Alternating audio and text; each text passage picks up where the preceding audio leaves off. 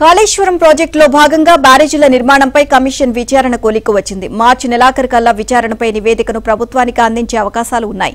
ఇప్పటి వరకు నిర్వహించిన సుదీర్ఘ విచారణలో అవకతవకలు, అక్రమాలపై 204 పేజీలతో కమిషన్ ప్రాథమిక నివేదికను సిద్ధం చేసింది. 12 అధ్యాయాలతో నివేదికను రూపొందించారు. కాళేశ్వరం ప్రాజెక్టుతో ముడిపడిన ఫైళ్లను అధ్యయనం చేయడంతో పాటు పలువురు సాక్షులను ప్రశ్నించి సేకరించిన ఆధారాలతో ఈ నివేదికను కమిషన్ తయారు చేసింది. బ్యారేజీల నిర్మాణంతో పాటు ఇతర పనుల్లో భారీగా అవకతవకలు జరిగినట్లు కమిషన్ నిర్ధారణకు వచ్చినట్లు తెలిసింది. కాంట్రాక్టర్లకు అనుచిత లబ్ధి కలిగించడానికి బ్యారేజీల అంచనాలను ఏటేటా అడ్డగోలుగా పెంచడంతో పాటు జరగని పనులకు కోట్లలో బిల్లులు జారీ చేసినట్లు కమిషన్ ఆధారాలు సేకరించినట్లు సమాచారం.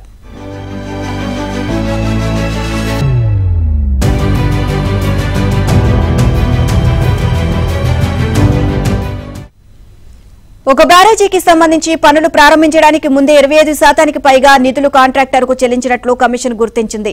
భారీగానే అధికారులకు ముడుపులు అందాయని అంచనాకు వచ్చింది. బ్యారేజీలకు సంబంధించిన విధానపర నిర్ణయాలు, సాంకేతిక, ఆర్థికపర అంశాలపై విచారణ దాదాపుగా పూర్తి కావస్తోంది. ఈ నెలతో పాటు ఫిబ్రవరిలో 2 పర్యాయాల్లో మరికొందరు సాక్షులను ప్రశ్నిస్తే విచారణ పూర్తి కానుంది. శాసనసభ బడ్జెట్ సమావేశాలు ప్రారంభానికి ముందే తుది నివేదికను తెలంగాణ ప్రభుత్వానికి సమర్పించే అవకాశం ఉంది.